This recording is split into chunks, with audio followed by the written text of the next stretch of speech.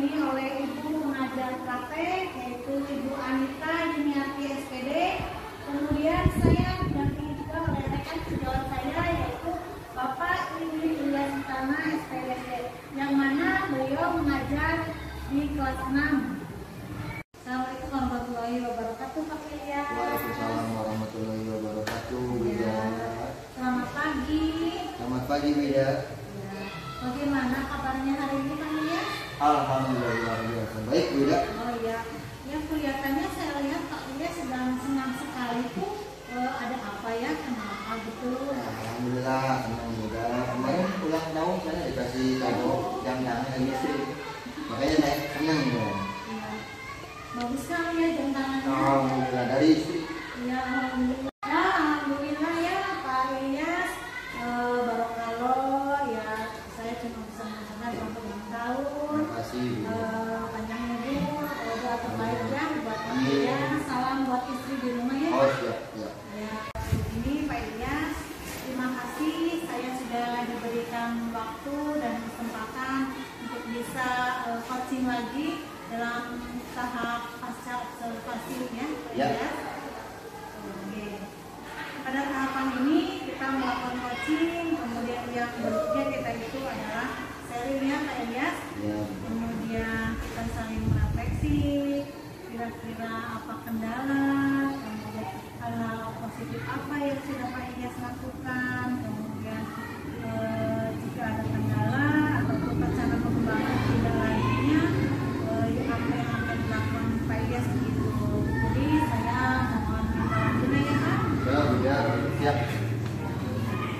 Nah Pak Ilyas kita mulai. Ya. Sebelumnya saya tanya-tanya dulu ya Pak Ilyas. Saya melihat proses pembelajaran yang kemarin Pak Ilyas lakukan di kelas nih. Begini Pak Ilyas, bagaimana sih perasaan Pak Ilyas tuh setelah melaksanakan pembelajaran kemarin? Ya, untuk perasaan saya di awal ini agak sedikit rugi mungkin ya, karena berhadapan dengan kamera. Walaupun kita biasa mengajar setiap hari, tapi kalau berhadapan dengan kamera mungkin agak sedikit grogi ya Bu. Tapi ya alhamdulillah lama-kelamaan saya sudah terbiasa, santai, relax, dan alhamdulillah ya untuk proses pembelajaran yang saya laksanakan itu bisa berjalan sesuai dengan rencananya. Dan saya juga mendapatkan hal baru dalam menyusun RPP berdiferensiasi integrasi KSE. Itu Bu. Terima kasih Pak Ilyas. Bagus sekali ya. Menurut saya ya Pak Ilyas, walaupun sudah melakukan kemarin saya sudah melakukan pengamatan. Nah, tujuan pembelajaran sih yang ingin dicapai Pak Ilyas apa ya Pak? Yang sesuai dengan tahapan rencana pembelajaran berdiferensiasi integrasi dengan KSE. Baik, menurut saya tujuan pembelajaran seperti yang dijelaskan di tahap praktek kemarin, yaitu kegiatan siswa mengamati alat peraga, kemudian gambar yang ditayangkan di PowerPoint, kemudian siswa mampu menganalisis bangun ruang prisma, kemudian tabung limas dengan benar. Kemudian dengan diskusi kelompok, siswa mampu membuat gambar bangun ruang prisma, tabung dan limas dengan benar. Nah, kemudian dalam pembelajaran yang saya rancang, alhamdulillah itu sudah sesuai dengan pembelajaran berdiferensiasi integrasi KSE yang dimulai dari pendahuluan, inti, dan penutup. Nah, kemudian ada beberapa mungkin yang kurang ya, yang nantinya insya Allah akan saya perbaiki ke depannya supaya bisa lebih itu juga. Ya baiklah Pak, terima kasih ya Pak Ilyas. Misalkan kalau saya kemarin juga amati ya Pak, pembelajaran itu sudah tampak ya, mulai dari pendahuluan, kemudian kegiatan inti, kemudian di penutup, yang mana di dalamnya Pak Ilyas itu sudah adanya time stop, kemudian menampilkan menerapkan budaya positif, kemudian speaking, siswa juga berpresentasi dan juga terlihat aktif ya Pak, kelihatannya seperti itu. Terus kemudian menurut Pak Ilyas ini apa sih kendala yang dihadapi atau yang Pak Ilyas rasakan selama proses pembelajaran kemarin? Baik, untuk kendala, ya jadi sebenarnya semua guru sama ya ingin siswanya itu dalam kelas itu aktif ya dalam belajar. Ya, tapi kenyataannya masih ada beberapa siswa yang kurang aktif ya, atau belum aktif. Ya mungkin karena saya itu kemarin fokusnya ke gaya belajar yang gaya belajar visual, auditory dan kinestetik. Kurangnya saya kemarin itu mungkin tidak menyebutkan dan tidak saya jelaskan gaya belajar yang digunakan oleh siswa. Walaupun saya sudah mengelompokkan dengan menggunakan nama-nama hewan di setiap kelompok, tapi mungkin itu malah membuat siswa jadi bingung ya dengan gaya belajar itu, kayak gitu. Oh iya begitu ya Pak ya. Kalau juga saya mengamati juga kemarin pembelajarannya Pak Ilyas juga sudah menggunakan alat peraga ya, yang mengakomodir siswa itu dengan gaya belajarnya itu visual, kinestetik, bahkan auditory ya Pak. Kemudian contohnya itu tadi dengan menggunakan video pembelajaran, kemudian gambar yang ada di PowerPoint, kemudian kita anak menyebutkan benda-benda di sekitar kita, terus kemudian Pak Guru juga menampilkan ada beberapa bangun ruang seperti limas, prisma, dan tabung ya, begitu ya Pak. Terus Pak Ilyas juga tadi sudah disebutkan menampilkan teknik stop, kemudian ice breaking agar anak-anak pun antusias dan lebih semangat lagi dalam pembelajaran, apalagi ini adalah pembelajaran matematika ya Pak. Ya, betul. Ya. Terus mohon maaf juga Pak Ilyas ya, kemarin saya melihat juga setelah di awal pembelajaran Pak Ilyas tidak mengulas pembelajaran kemarin ya Pak ya. Ya mungkin ini apa namanya yang saya lihat kemarin loh. Terus mungkin begitu kira-kira ya Pak? Iya betul. Ya ini saya mohon maaf kemarin itu masih banyak kekurangan ya. Saya juga merasa masih banyak yang harus saya perbaiki ya beda.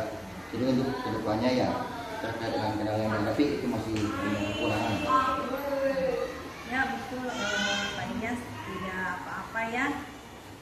Namanya juga kita melakukan belajar, sama-sama belajar, ada yang nungguin, kemudian ada yang mengawasi, itu wajar sekali. Nah, kira-kira nih Pak Ilyas, dengan pembelajaran kemarin, metode apa sih yang digunakan Pak Ilyas? Kemarin saya lihat Pak Ilyas itu pada saat diskusi kelompok mengerjakan LKS, Pak Ilyas mendampingi anak. Misalkan yang di kelompok itu kelompok singa Pak sebentar, kemudian ada di kelompok apa kemarin gajah itu Pak Ilyas nama itu Pak Ilyas menggunakan metode apa? Ya. Untuk metode ya Bu yang saya gunakan itu seperti biasa ada metode ceramah, diskusi, tanya jawab, penugasan, kemudian ada lagi menggunakan metode scaffolding ya Bu. Yang mana di awal observasi itu kemarin sudah saya jelaskan ya Bu. Dan pada waktu diseminasi juga sudah Bu Fadida jelaskan dulu. Menurut Pak Ilyas tuh, tadi kan Pak Ilyas mengatakan ada beberapa murid yang tidak aktif. Nah, kenapa ya? Padahal kan metode dan media mungkin sudah lengkap ya. Itu kenapa Pak? Ya mungkin itu tadi ya Bu. Ada beberapa anak yang kurang fokus dan kurang memperhatikan penjelasan dari guru. Nah, itu mungkin karena pembelajaran yang diberikan tidak sesuai juga dengan anak yang memiliki gaya belajar visual yang maju untuk menggunakan alat peraga. Sebenarnya alat peraga itu kan difokuskan untuk anak-anak yang gaya belajarnya kinestetik ya Bu. Nah jadi mungkin kedepannya saya perlu menggunakan apa ya, sejenis tes lah untuk mengetahui dan benar-benar paham mana anak yang gaya belajar visual, mana anak yang gaya belajar auditory, dan mana yang kinestetik. Sehingga biasanya saya itu menggunakan kuesioner ya untuk bisa membedakan gaya belajar dari anak-anak. Oh iya, berarti begitu ya Pak Ilyas. Ya. Rencana pembelajarannya Pak Cira itu untuk lebih jelasnya lagi dalam pengelompokan siswa ya. Jadi di gaya belajar siswa juga. Kemudian walaupun tadi sudah Pak Ilyas kelompokkan dengan nama hewan dan anak itu lebih bisa memahami terkait gaya belajar yang akan disampaikan ke siswa, yaitu auditorik, kinestetik, dan visual, gitu ya Pak? Iya, betul ya.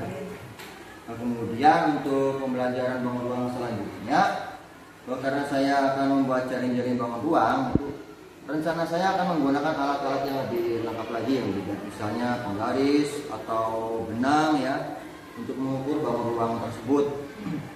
Dan juga nanti anak disuruh praktek untuk membuat gambar bangun ruang yang konkret ya, dengan membawa alat dan bahan yang lebih konkret juga. Tetapi berhubung materi yang dipelajari hari ini adalah menyebutkan ciri-ciri atau sifat-sifat bangun ruang, jadi anak tersebut tidak membuat jaring-jaring bangun ruang, tetapi cukup menyebutkan ciri-ciri atau sifat-sifat bangun ruang saja. Oh iya, begitu ya Pak Ilyas ya. Iya. Rencana pengembangan Pak Ilyas ke depannya itu akan mengadakan pengukuran secara langsung, kemudian dan juga anak akan pembelajaran berikutnya yaitu membuat jaring-jaring ya. Iya. Kemudian anak juga akan membuat bangun ruang dengan yang dibuat oleh anak, tentunya menggunakan alat dan bahan yang lebih lengkap dan lebih komplit ya. Menurut Pak Ilyas nih, ukuran keberhasilan Pak Ilyas dalam proses pembelajaran kemarin, kalau kita ukur di posisi 5 sampai 10 itu berapa nih Pak?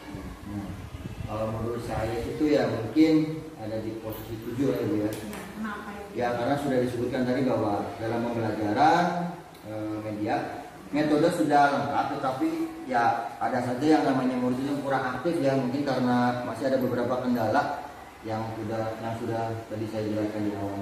Itu aja Bu. Oh baiklah ya.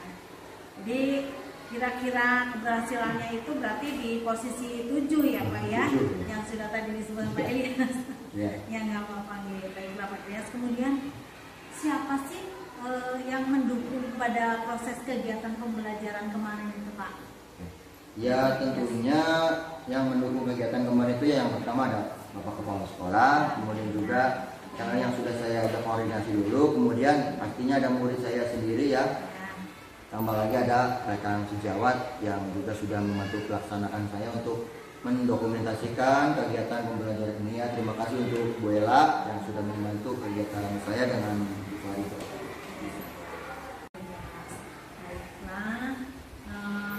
Menurut Pak Ilyas nih, kapan nih yang direncanakan pembelajaran yang tadi untuk pembelajaran berikutnya?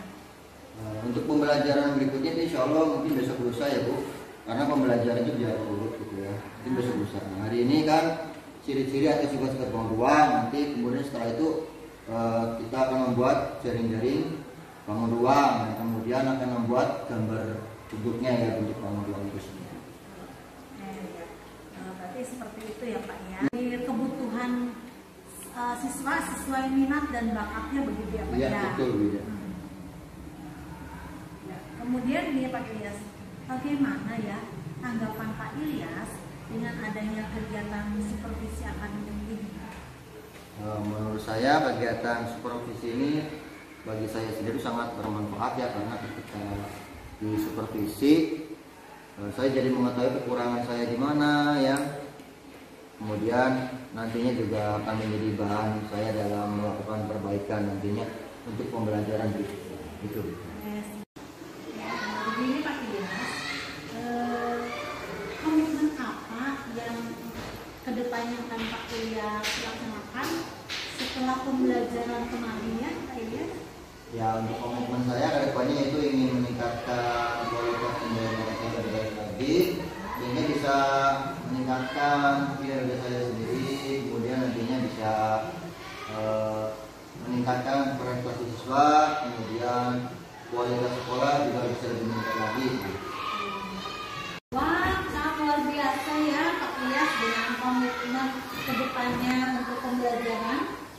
Ya Bu ya, jadi intinya dalam kegiatan supervisi ini kita berdua kan sama-sama guru, sama-sama teman sejawat, kita saling kerjasama, saling sharing, saling berbagi ilmu. Ini tujuan yang sama ya, yaitu untuk menciptakan kegiatan pembelajaran yang lebih baik lagi. Nah kemudian dalam setelah supervisi ini diharapkan potensi diri saya juga lebih keluar lagi, sehingga nanti kedepannya saya bisa menciptakan suasana tengah kelas yang lebih menyenangkan, sehingga siswa bisa menjadi lebih aktif lagi ya, sehingga nanti siswa juga bisa lebih berprestasi lagi, ini meningkatkan kualitas sekolah kita gitu.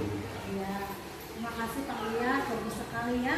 Demikian coaching pasca observasi untuk supervisi akademik dengan saya Ibu Farida Hari Minggu, kemudian rekan sejawat saya Bapak Wingi Ilyaswitana dan pengajar praktek saya Ibu Anita Yuniati. Terima kasih. Wassalamualaikum warahmatullahi wabarakatuh. Salam guru penggerak, merdeka belajar, guru penggerak Indonesia.